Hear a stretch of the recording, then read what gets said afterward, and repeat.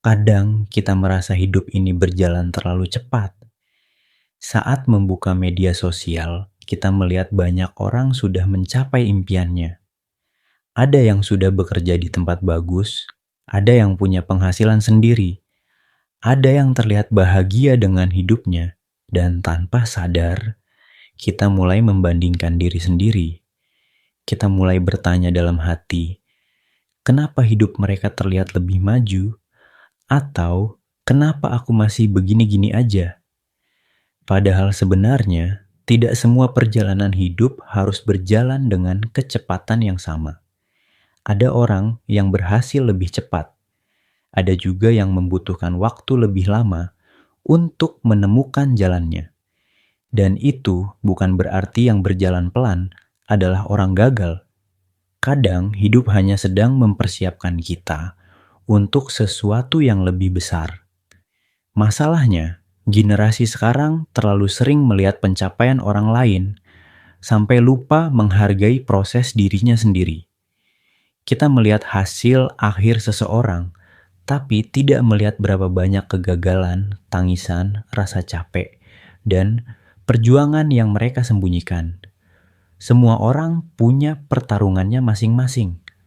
Ada yang terlihat kuat padahal diam-diam lelah. Ada yang terlihat bahagia padahal sedang memaksa dirinya bertahan.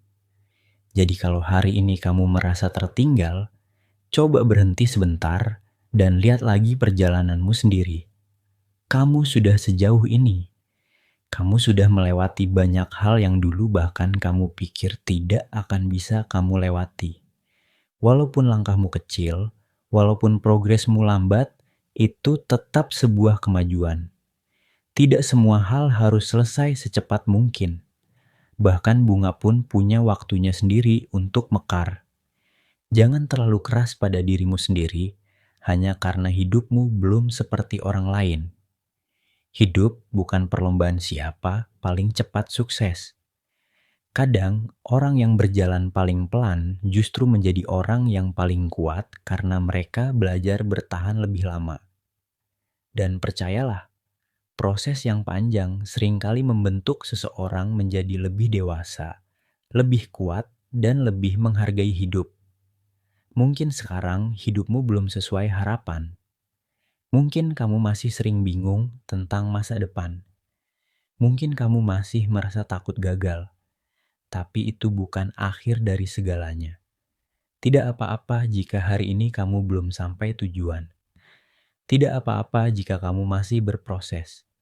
Yang penting, jangan berhenti berjalan hanya karena merasa tertinggal. Karena pada akhirnya, setiap orang punya waktunya masing-masing.